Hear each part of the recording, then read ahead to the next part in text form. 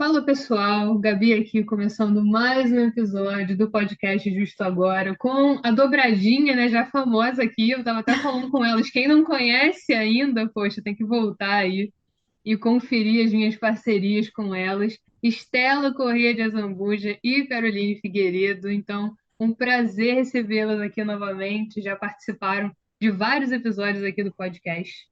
E hoje a gente vai fazer um formato mais dinâmico, né? Da mesma forma que eu fiz com o Fabrício, também um colega aqui da pós de Direito das Famílias e das Sucessões que fizemos na PUC, né, Estela? Então, um podcast bem leve, um bate-papo bem leve, uma conversa aí para descontrair bem. Então, sejam bem-vindos a mais um episódio. Tenho certeza de que o pessoal vai gostar bastante desse formato. Agradeço a parceria, né, a disponibilidade de vocês. São sempre sucessos aí os nossos episódios, super informativos, né? Então, mais do que recomendados, a gente vai fazer mais divulgações, inclusive, mas queria dar boa noite, né? Sejam bem-vindos antes da gente trazer aqui os casos, né? Queria passar a palavra aí para vocês, né? E, enfim, né, agradecer por mais uma, né? Mais uma parceria aí de várias que ainda faremos, já com certeza. Boa noite, pessoal. Tudo bem?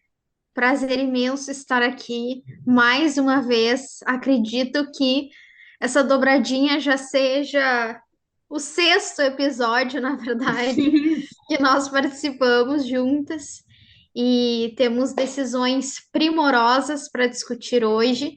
Espero que gravemos um ótimo episódio e que o conteúdo seja muito útil aos ouvintes. Bem, bom dia, boa tarde ou boa noite para quem está nos ouvindo. Quero agradecer às meninas pela generosidade, porque se essa dobradinha tem acontecido tantas vezes, é pelo carinho delas que sempre dão um jeito de incluir temas para que eu possa dar os meus pitacos e fazer os meus comentários no âmbito do direito previdenciário, ainda que o tema central desse episódio não seja o direito previdenciário em si. Então, muito obrigada, Estela e Gabi, por me convidarem sempre para compor essa dobradinha e estou disponível. Espero que tenhamos muitos episódios ainda pela frente. Com certeza, né? Eu falei até para a Estela, ó, a gente já vai separar aí, vamos conversar sobre vários casos. E o pessoal já conhece vocês, né? Para quem não conhece também, né? Estela estudou comigo na PUC, tive a alegria, né, de fazer essa conexão aí com o Rio Grande do Sul, né? Santa Maria, então conhecer pessoas incríveis na pandemia, né? Então teve um ladinho bom, né? A gente conseguiu alguma coisinha legal aí disso. Então tive o prazer de conhecê-la na pós, em Direito das Famílias e Sucessões, que fizemos na PUC, aqui do Rio, né? Online, claro. E aí a Carol também veio, né, junto. A Carol atua em Direito Previdenciário, como ela falou. Então, nós já trouxemos alguns temas envolvendo previdenciário também, né? Então, os episódios a gente vai deixar tudo marcado, né, meninas? A gente pode fazer uma compilaçãozinha, né, para o pessoal que está chegando agora, quer saber da entrega responsável, adoção, questões previdenciárias em relação com o direito de família, quer dizer, tem muita coisa aí, né? Então, a gente com certeza vai deixar para o pessoal, mas, né, a estrela hoje, aqui, as estrelas, né, melhor dizendo, são esses casos, né? E, inclusive, eu estava conversando com a Estela, ela falou, olha, Gabi, eu acho que a gente podia trazer um debate em relação a isso, porque eu cheguei até a comentar, muito ano passando, é bem rapidinho, no perfil do podcast, né, quem acompanha deve ter visto. Mas aí, Estela, o que que aconteceu, né? Qual é a primeira decisão que a gente vai trazer hoje e por que que ela é tão importante, né? Eu acho que a gente precisa destacar isso já de cara, né? Então, pessoal, nossa primeira decisão é a decisão do STF sobre o regime da separação obrigatória de bens. Em fevereiro deste ano, os ministros da Corte decidiram pelo fim da obrigatoriedade do regime da separação de bens para pessoas maiores de 70 anos, previsto no artigo 1671, inciso 2 do Código Civil. É uma decisão muito importante porque ela reforça o direito de autodeterminação das pessoas idosas e merece ser esmiuçada, principalmente porque circulam muitas informações equivocadas nas redes sociais. De fato, essa decisão, quando eu comentei, como eu falei, né, foi só um comentário muito breve, falei com a Lívia, né, a gente fez um comentário, um beijo, Lívia, minha colega, né, amiga também lá da PUC. Essa decisão, ela já causa, né, um grande, eu acho que reverbera muito, né, em relação a essa questão da idade Esse foi um dos debates, inclusive, que a gente teve na pós, né, Estela? A gente teve algumas aulas, né? O William também, né? Um querido convidado aqui. É o pessoal todo da pós em peso, né?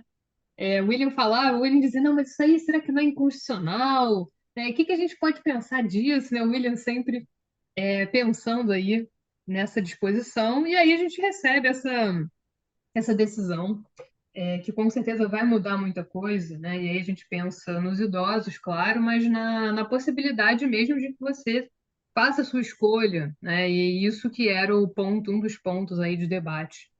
E é interessante, né, Estela, que aqui a gente não está discutindo de forma propriamente dita a inconstitucionalidade disso, né? É diferente, né? O que foi decidido, na verdade, é que a separação obrigatória, esse regime de bens, gente, temos vários, né? Para quem é da área sabe aí que a gente tem diferentes regimes de bens com diferentes impactos aí para os cônjuges, né? Companheiros, né? Enfim. Mas aqui o que não estamos falando da inconstitucionalidade propriamente dita, mas sim da não obrigatoriedade, né? Então tem uma diferença aqui também, para quem não sabe, né, inconstitucionalidade, se você tem, por exemplo, uma ADI, que a gente chama, né, que é uma ação direta de inconstitucionalidade, você tem os efeitos da decisão, a gente pode modular os efeitos que chama, né, para não afetar muito o que tinha acontecido até então, né, quer dizer, é uma coisa um pouquinho mais complicada, os efeitos ali para todo mundo são muito mais difíceis, até de eu explicar aqui para vocês que não são da área, do que aconteceu aqui, né? Aqui, na verdade, a gente está falando da não obrigatoriedade, né? Então, acho que é um pouquinho diferente, é um ponto interessante da gente ressaltar, né? Não houve uma declaração de inconstitucionalidade, o que não quer dizer que não possa acontecer, né, no futuro, não sei. De repente, Exato. O que que você acha, Stella? Quer pensar aqui no futuro, fazer uma previsão? Você acha que isso aqui será, né, declarado inconstitucional no futuro? Você acha que a gente está... Isso aqui, de repente, é um indício, né, de um caminho aí, não sei.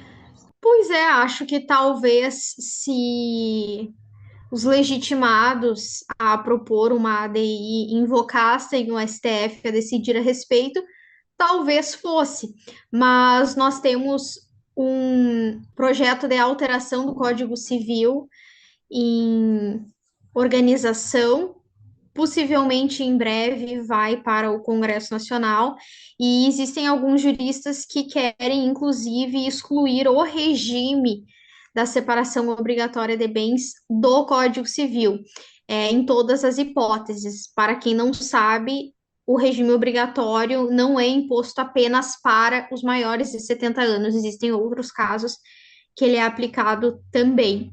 Não sabemos o que acontecerá, o futuro a Deus pertence e aguardaremos as cenas dos próximos capítulos. Mas antes de esmiuçar a decisão do STF em si, eu acho importante nós contextualizarmos o ouvinte sobre o contexto histórico dessa regra de obrigatoriedade, até porque eu particularmente acredito que temos que retornar ao passado para compreendermos o presente Sim, e o de fato. futuro também. O que virá, né? Estamos especulando aqui, né? Mas... Exato. O Código Civil de 16 aplicava a obrigatoriedade do regime da separação de bens a homens maiores de 60 anos e mulheres maiores de 50 anos de idade, nos termos do artigo 258. E a ideia era a de proteger o patrimônio de homens e mulheres a partir de uma determinada idade, de pessoas com interesses ocultos, digamos assim. É aquela velha história do Código Civil, sempre o receio de que as pessoas sejam ludibriadas por interesses econômicos. E o Código Civil de 2002 reproduz a regra. Então, quando editado, o Código Civil de 2002 aplicava a obrigatoriedade do regime da separação de bens a pessoas maiores de 60 anos, independentemente do gênero, nos termos do artigo 1641, inciso 2. E em 2010, nós tivemos uma alteração legislativa que aumentou a idade de 60 para 70 anos. Então, desde 2010, todas as pessoas acima de 70 anos obrigatoriamente casam sob o regime da separação de bens. O curioso é que nós temos uma súmula do STF, editada em 1964, que prevê que, no regime da separação obrigatória de bens, comunicam-se os adquiridos na constância do casamento. Ou seja, apesar da regra legal, a súmula determina a comunicabilidade de bens, o que é bastante comum na prática jurídica, diga-se de passagem.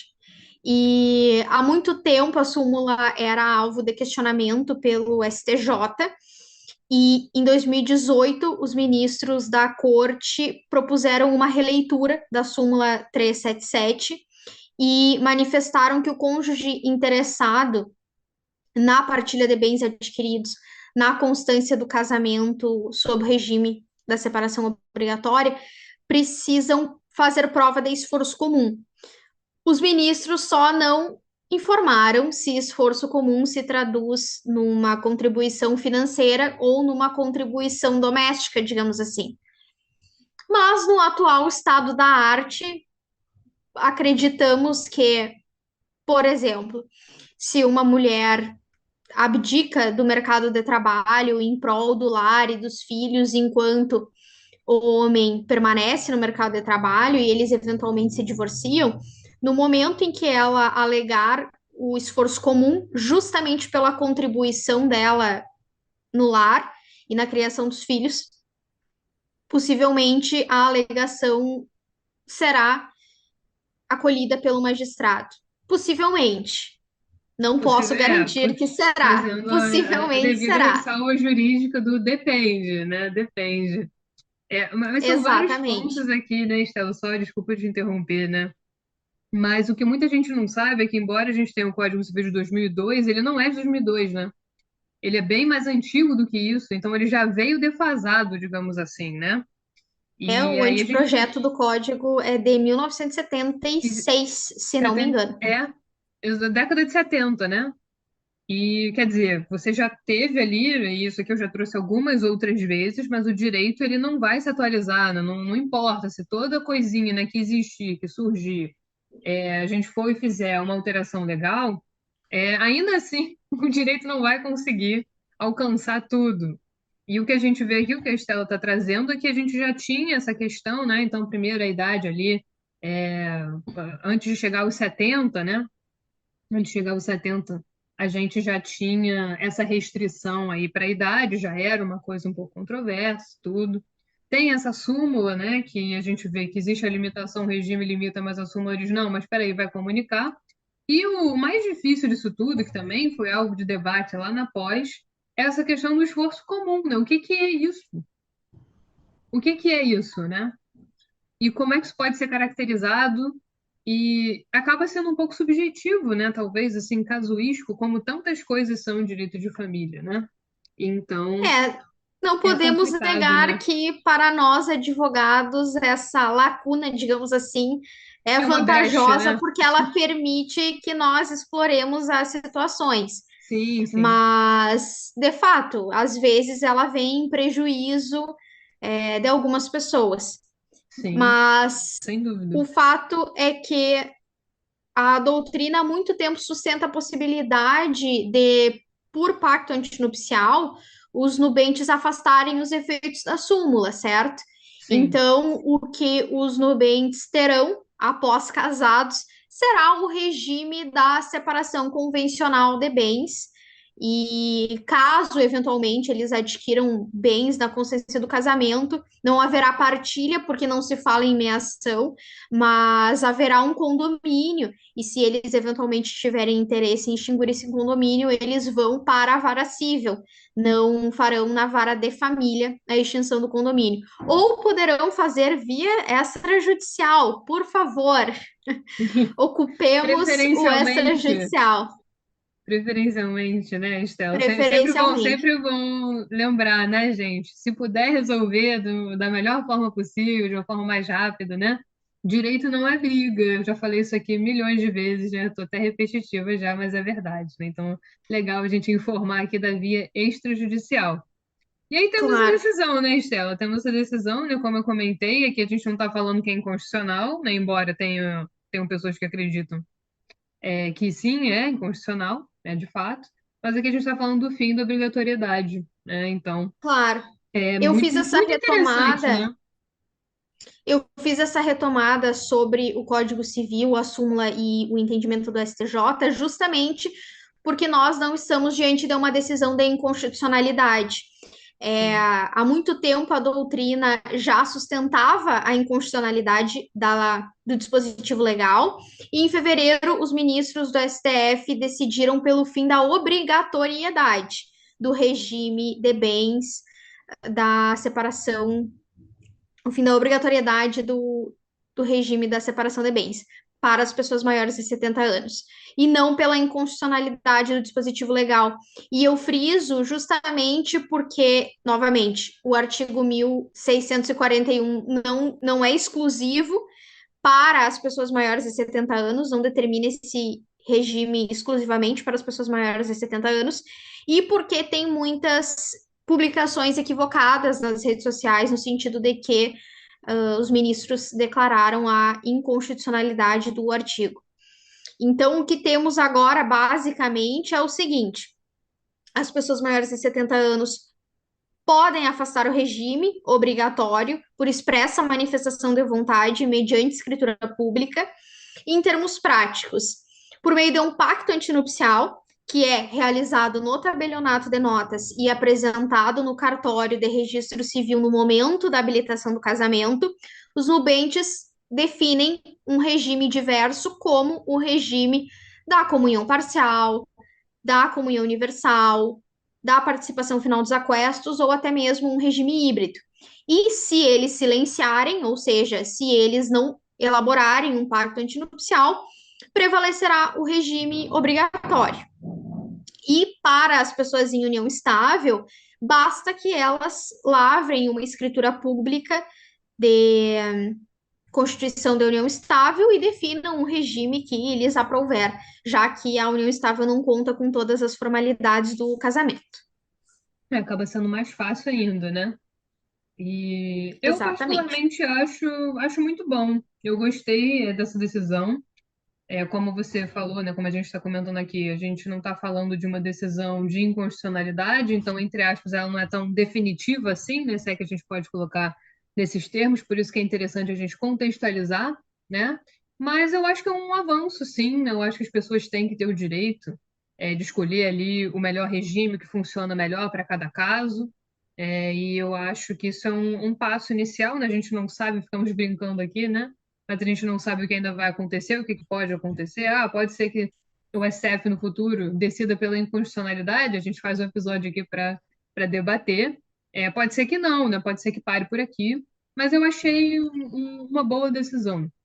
Isso aqui já causava, né, um certo desconforto aí em parte da doutrina e tudo, e foi muito debatido pela gente lá na pós, e aí temos agora uma grande novidade, né, que eu considero aí muito interessante. As pessoas agora podem optar, né? Então eu gostei muito. E o Código Civil está Exatamente. sendo reformado, né? Quer dizer, a gente ainda vai ter muitas coisas aí para comentar. Como eu falei, é um código que já, para direito, né, já está defasado aí, em vários aspectos, impossível, né, não estar.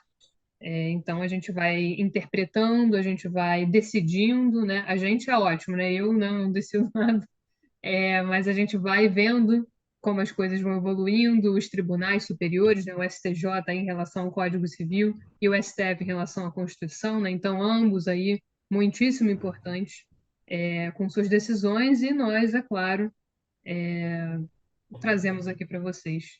E vamos debater mais, né, Estela? Com certeza aí teremos Claro. mais decisões. Eu acho que isso aqui foi só abriu a porta, né? Isso aqui, se abriu a porta, vai passar mais coisa aqui ainda, né? Mas vamos ver. Isso aqui está bem recente ainda, bem, bem recente. E é importante dizer que a decisão também menciona que as pessoas já casadas ou já em união estável, sob o regime da separação obrigatória, podem alterar o regime. As pessoas casadas precisam pedir a alteração do regime para o Poder Judiciário nos termos do artigo 1639, inciso 2, perdão, parágrafo 2º do Código Civil. É claro que a decisão terá efeitos ex nunc, ou seja, elas valem, os efeitos são produzidos a partir do trânsito em julgado, não retroagem à data do casamento, mas é uma ótima saída para as pessoas que, enfim, não estão contentes com o regime da Sim. separação obrigatória. E as pessoas em união estável também podem alterar o regime mediante escritura pública no tabelionato de notas também. Embora não, a gente não tenha essa retroatividade, né? Então, agora, a partir de agora, né? Para a pessoa que quiser, né? A pessoa maior de 70 anos que for contrair aí núpcias, né? Casar-se e tudo, aí já pode escolher, mas se já estava ali no regime anterior, antes de vir essa decisão, ela tem opção também, né? Então, é bom porque dá aí diferentes possibilidades, né? Eu tô curiosa para saber como é que isso vai ficar aí no futuro. Mas vamos passar para o segundo caso? Prontas para passar para o segundo caso. Um caso muito legal também, né? A gente já teve a oportunidade de debater o tema da licença maternidade aqui no podcast, né? Com a Carol e com a Estela também. Então trouxemos uma outra decisão, e nova também, né? Então só novidades aqui, né? Coisas fresquinhas que estão acontecendo. E nós já conversamos um pouco sobre o assunto. E aí, quem quer começar contando dessa? A Estela, a Carol vai começar? Posso começar já que é mais da minha área, digamos assim, mas de fato nós tivemos a decisão, né, que concedeu, então, nós já tínhamos algumas decisões, na verdade, nesse sentido no país, mas agora com a tese fixada fica tudo mais tranquilo para nós, operadores do direito, no sentido de que mães não gestantes também têm o direito ao benefício de salário maternidade. Eu acho interessante a gente falar que, aliás, a licença maternidade. E justamente eu acho interessante a gente falar a diferença entre o salário e a licença, que embora sejam muito semelhantes e quase complementares, eles são diferentes, porque a licença consiste no afastamento em si do trabalho, enquanto que o salário maternidade consiste no pagamento de uma contraprestação, então de um valor mensal para aquela mãe que vai estar afastada do, do trabalho para cuidar daquele bebê ou daquela criança que foi adotada, porque o benefício previdenciário, que é o salário maternidade, então ele é devido também nos casos de adoção, inclusive nos casos de aborto não criminoso. Então, nós temos essa diferenciação e foi fixada a tese numa análise de um caso de uma relação homoafetiva em que o tribunal entendeu que é possível, então, que a mãe que não gestou a criança fique afastada do trabalho para prover ali os cuidados. E vendo sobre isso, eu fiquei pensando também no benefício da licença paternidade, que a gente fala benefício, mas não é um benefício previdenciário, é só a garantia do afastamento de trabalho e fiquei refletindo sobre os cuidados ali naquele momento, de nascimento ou da chegada de uma criança na família. Nós conversamos num outro episódio sobre adoção, sobre essa questão de que quando é adotada uma criança maior, não tem todos os cuidados que um recém-nascido requer, mas tem também cuidados especiais, porque já é uma pessoa com as suas vivências, então é um momento diferente para a família e é necessário esse cuidado maior. E fiquei pensando justamente sobre isso. Quem determina qual o papel de cada um ali?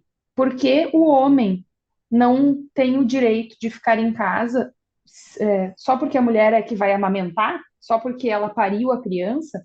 O pai, ou nesse caso a outra mãe, ou, enfim, independentemente do casal, mas a outra pessoa tem o direito também de prover os cuidados, não só para aquele bebê, mas inclusive para aquela mãe, pensando num casal heterossexual, aquela mãe está super fragilizada, né? Tem toda a questão do puerpério, tem todas as dificuldades que a mulher encontra, e ter o apoio do seu companheiro naquele momento, penso eu que seria de extrema relevância. Nós temos a licença paternidade, então, que é essa garantia de afastamento do trabalho. Via de regra, são 5 dias, né? E é muito pouco tempo. Em 5 dias, praticamente se considerar lhe dar uma semana, né? De Já é segunda a puxado, sexta. né? 5 dias. Nesse momento, então. Não é nada. Exato. Passa muito rápido. 5 dias que às vezes o casal nem dormiu, se é uma criança que tem problema para dormir, né? Então, 5 dias direto acordado ele vai trabalhar. Mas aí eu, pesquisando sobre isso, achei bem legal um projeto de lei de 2023 que versa sobre um benefício intitulado como salário parentalidade. E esse benefício justamente é para que o pai e a mãe ali, né, colocados aqui no projeto de lei como homem e mulher, mas isso independe, creio eu, que são ajustes e refinamentos que essa lei vai ter, se for aprovada, mas para que a família ali, o núcleo familiar, decida e faça essa divisão, digamos assim, de tarefas, enfim, justamente porque se considera um absurdo que o pai possa ficar afastado nesse sentido só por 5 dias do seu trabalho, pelo motivo do nascimento ou da adoção, enquanto que a mulher tem os 120 dias. De fato, por questões biológicas, a mulher tem um envolvimento maior, mas não invalida de forma alguma o papel daquele pai, né? Então eu achei bem interessante, achei legal de trazer esse projeto de lei. É um projeto de lei recente, é do ano passado, de 2023. Então, para instituir a licença e o salário parentalidade, independentemente de salário maternidade, de salário licença maternidade ou paternidade. Então, seria independentemente de sexo, o beneficiário poderia vir a requerer também por até 120 dias. Eu até posso encaminhar um projeto para que a gente coloque na descrição, Ah, se os maravilha. ouvintes quiserem dar uma olhada, mas eu achei bem interessante. Eu acredito que vale a pena lembrar que, em regra, os empregados têm 5 dias, mas se a empresa é vinculada ao programa Empresa Cidadã, eles têm 20 dias corridos. Os servidores públicos federais também têm 20 dias corridos. E os servidores públicos estaduais têm que observar as regras do próprio estado. Aqui no Rio Grande do Sul são 15 dias. E ainda assim é um período muito exíguo, né? É um período extremamente curto, se considerarmos que tu provavelmente leva muito mais do que 20 dias para conhecer o teu filho ou filha e para conhecer os hábitos, a personalidade e assim por diante.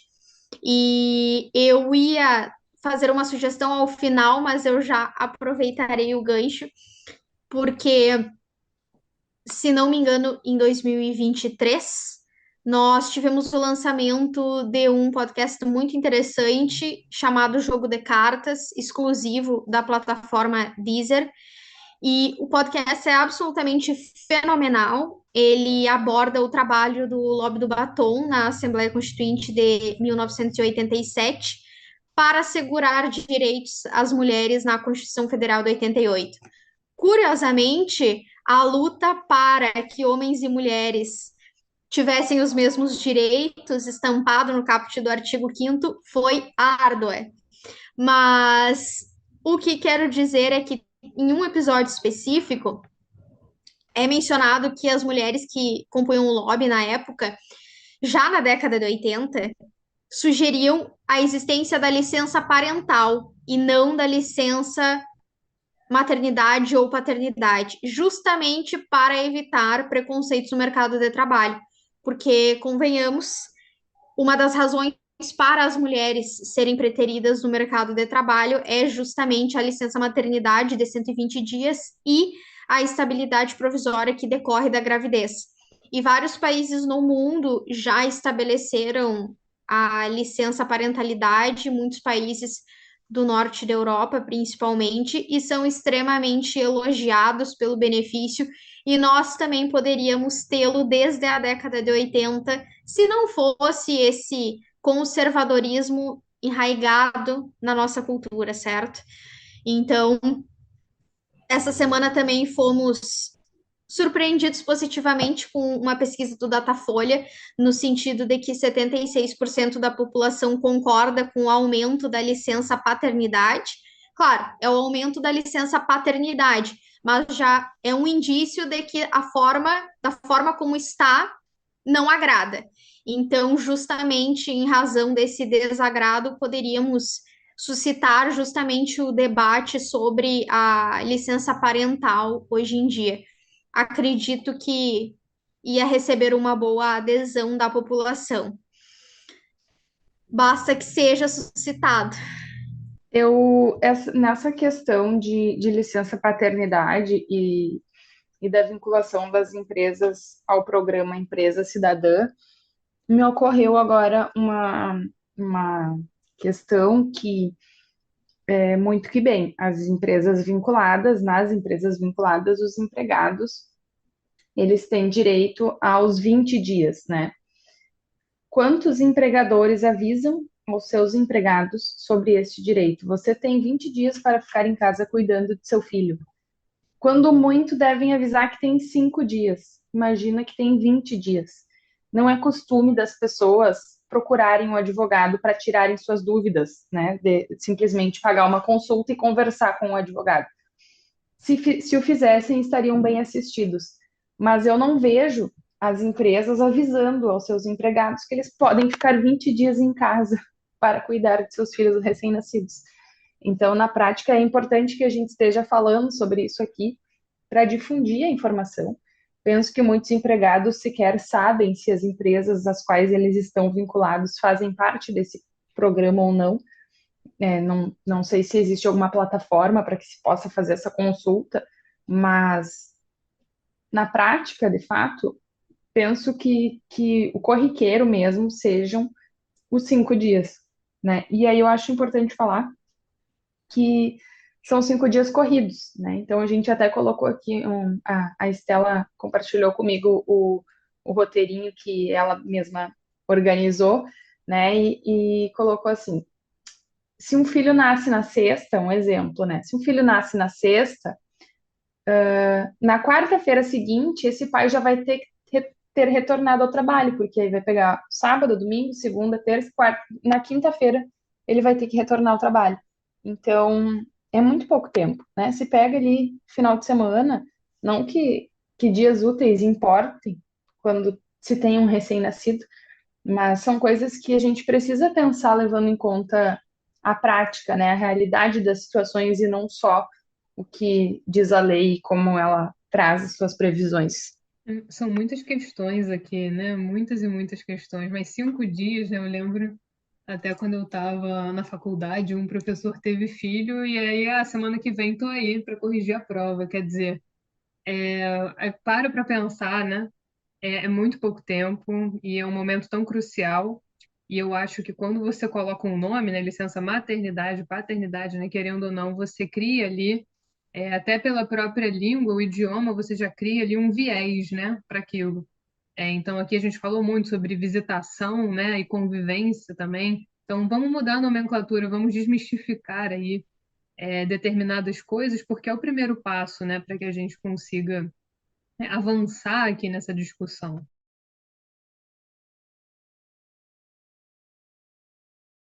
E um outro ponto legal também que eu queria destacar até da fala da Carol é que ela trouxe essa ideia de repercussão geral, né? Então não é como se o STF tivesse feito uma alteração legislativa, né, em relação a isso, mas é claro, quando a gente tem uma tese fixada, quando a gente tem um tribunal superior se pronunciando em relação a algum tema, é óbvio que dá uma segurança maior para a gente, né? Então, às vezes não é a lei, não é a Constituição, mas a gente tem um enunciado, né, de alguma jornada, ou a gente tem uma tese, uma súmula, e aquilo já traz ali para a gente uma segurança maior de que, óbvio, né, não é uma certeza absoluta, mas a gente já tem uma segurança maior, algo apontando para aquilo, no sentido de que se alguém ajuizasse uma ação buscando esse benefício, conseguiria, né, com mais facilidade. Então, também muito, muito interessante essa decisão fresquinha, né? Essa tese fixada também. Então, é muito bom que a gente traga isso aqui, mas fica aí, né? Fica aí a questão da licença maternidade ou paternidade, né? Será que a gente precisa nomear? Eu trouxe aqui muito tempo atrás um tema do sharenting, né? Que vem do inglês o share, que é compartilhar, e o parenting, né? Que é a parentalidade. Então, o exercício da parentalidade. Então, eu acho que essa palavra, né, não é muito comum da gente ouvir por aí, mas ela é o primeiro passo. Eu acho que toda mudança começa aí já pela forma como a gente se refere a alguma coisa, né? Então, parentalidade, né? E aí a gente não vai destacar que, mas é a mãe, mas fica mais tempo porque amamenta. Você já cria ali rótulos, questões envolvendo aquele momento, né? E um momento tão importante na vida ali de uma família, de uma configuração familiar. Então, acho que fica aí a mensagem para uma licença parentalidade, né? Como a Estela disse, a gente ainda pode avançar muito em relação a isso. E quem sabe, né? Quem sabe, porque é óbvio, né, que do ponto de vista biológico a gente tem aí algumas limitações do pai em relação à mãe, mas é isso, né, gente? Não há nada não há nada que o pai não possa fazer também ali para estar presente, para ajudar, inclusive, né? Dar uma mamadeira, por exemplo, né? Não amamenta, mas pode, né? Dar uma mamadeira e vai participar da mesma forma ali. Então é muito necessária essa discussão. E mais uma para o vamos ver como vai ficar isso daqui a algum tempo, né? Esses episódios eu acho ótimo, porque eu já atualizei alguns temas aqui, né? Que o podcast vai rolando, a vida vai rolando, o direito vai rolando, e eu já trouxe aqui algumas atualizações. E eu acho que essas duas decisões aqui são fortíssimas candidatas. Já daqui a algum tempo estaremos aqui novamente, eu espero que celebrando, né? Mais uma vez. Mas boas decisões, né? Gostei dessas decisões. São passos aí importantes, interessantes, né? Eu acho que tem impactos sociais grandes aqui. Como a gente falou, não são alterações, né, legislativas, embora a gente tenha aí o projeto de lei, a gente vai deixar, inclusive, nas referências para vocês que acompanham aqui o podcast, mas já é um direcionamento, já é um indicativo, né, melhor dizendo, em relação a mudanças que podem beneficiar a gente aí, a sociedade como um todo a longo prazo. Mas é isso, né, meninos? Eu adorei essa seleção aqui, de casa, é sempre um prazer, né, trocar essa ideia com vocês, né? Sempre fico falando aqui, repetindo, estou devendo presencial, né? Quero conhecer o estado de vocês, né? Nossa, estou devendo isso. Então, agradeço muitíssimo a parceria, a disponibilidade. Estela fez um roteiro aqui incrível, né? Trouxe essas ideias, né, Carol? Também participando para falar de direito previdenciário, que é um temaço, e muito importante também trazer aqui. Então, com muita alegria, né? Sempre que eu recebo vocês duas aqui, né? Adoro gravar com vocês, trocar essas ideias. O pessoal curte a beça também, né? Então já fica tudo ali na descrição do episódio. A gente vai deixar tudo direitinho aí para vocês, já conhecem Estela, Carol também, então já passaram aqui pelo podcast. Os outros episódios também, tá, gente? São recomendadíssimos, tá? Então, quer saber mais sobre adoção, os reflexos previdenciários, tá? Nas relações familiares, Carol trouxe esse tema aqui também. Falamos de direito à entrega responsável, né? Não sabe o que que é, nunca ouviu falar, confere lá, que nosso episódio foi pioneiríssimo, né? Inclusive, tivemos muita dificuldade de fazer um roteiro, né? Porque pouco há sobre isso, então tivemos aqui a oportunidade de trazer esse tema. Então ficam as recomendações. Eu vou deixar o perfil delas também, né? Mais do que recomendadas, para quem quiser saber mais, quem tiver dúvida. Então, como a Carol falou, muito importante você procurar um advogado, né? Se tiver alguma dúvida, saber do seu direito. Você tem, às vezes, 20 dias aí de licença paternidade, né? Por enquanto chamada de paternidade. De repente você nem sabe, né? E por aí vai, né? Então, o nosso dever aqui, a nossa intenção é sempre informar vocês da melhor forma possível, trazer aqui casos fresquíssimos, né? Super recentes. E é isso, né? Acho que deixem aí nos comentários, né? O que que vocês acham sobre esse caso? O primeiro especificamente, o segundo também, aí outras questões ligadas não só ao caso em si, né, mas aí a questão da nomenclatura já também. Então deixem aí nos comentários o que que vocês acharam dessas decisões. E as meninas com certeza vão voltar, que deixem sugestões também, temas de direito previdenciário, direito das famílias, sucessões. A Estela falou de embriões excedentários aqui, aliás, tese dela também, né? Então, poxa, vou fazer uma compilação, pode ser? E a gente deixa aí pro. E Porque em agora já é uma breve compilação, né, falaremos. Estela? Já é uma compilação. Você e a Carol, um monte de episódio já. Sim, esse, se não me engano, é de fato o sexto episódio e haverá um sétimo, Com porque certeza, com certeza. dentre, dentre algumas semanas, dentro de algumas semanas, falaremos sobre inseminação caseira. Falaremos. Quando eu conversei com a Estela, sobre o roteiro desse episódio, eu falei, Gabi, eu estou pensando num tema aqui, estou estudando e já está convidadíssima também, um tema novo, né? Eu acho que é muito legal a gente ter esse espaço aqui para bater esse papo e trazer esses temas que são tão recentes, né? A gente precisa entender, porque as coisas existem, as coisas acontecem e a gente tem que estar preparado para informar o pessoal, né, em relação a isso. Então, tá convidada, já sabem, a galera já mantém o sininho, as notificações, né? Sigam o podcast, chegaram aqui por causa da Estela, por causa da Carol, né? Sigam o podcast, sigam o perfil delas também, se estiverem aqui no Justo Agora, conhecendo elas também, não deixem de seguir. Mas um prazer mesmo, né? Um prazer recebê-los. Nesta quinta-feira à noite, né? Dedicadas, né? Estamos aqui gravando, então só tenho a agradecer, deixar esse espaço aqui para vocês, né? Enfim, se quiserem deixar alguma reflexão, mais alguma recomendação, né? Enfim, só tenho a agradecer. Dedicadas e cansadas. Sim, Mas cá estamos. E, enfim, agradeço a oportunidade de sempre. É um prazer imenso estar aqui pela sexta vez, e em breve pela sétima. Gosto muito de conversar com essas mulheres maravilhosas e inteligentíssimas sobre várias repercussões do direito. E tenha um bom dia, você ouvinte, independentemente do horário que estiver escutando. Um abraço. De minha parte, eu agradeço mais uma vez pelo convite de participar. Como a Estela falou, eu também me sinto muito honrada de estar aqui com vocês. As nossas áreas de atuação, especificamente, direito de família e direito previdenciário, tem muita correlação, então eu sempre aprendo muito com vocês, não só pela correlação entre as áreas, mas é importante que a gente não fique imerso na nossa área de atuação somente, né?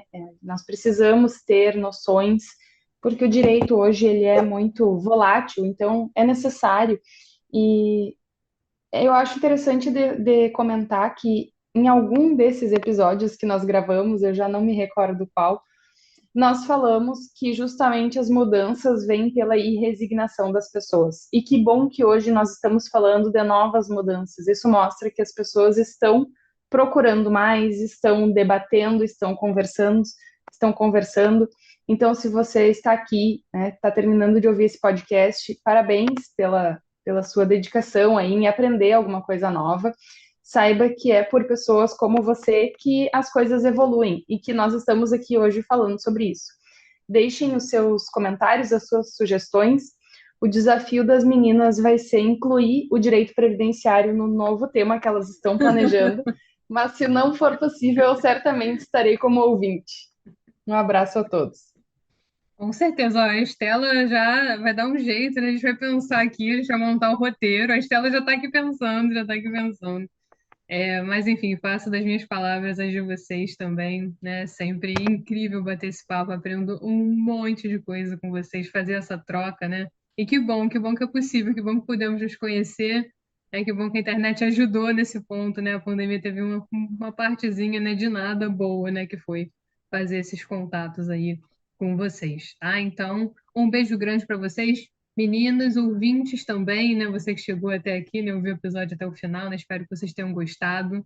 E deixem aí a opinião de vocês, né? Muito importante, como a Carol falou, a gente planta aí uma sementinha, a partir daí que a gente vai pensar nas mudanças. Meninas, boa noite para vocês, né? Nos vemos no próximo episódio, com certeza. Ouvintes também. Até a próxima.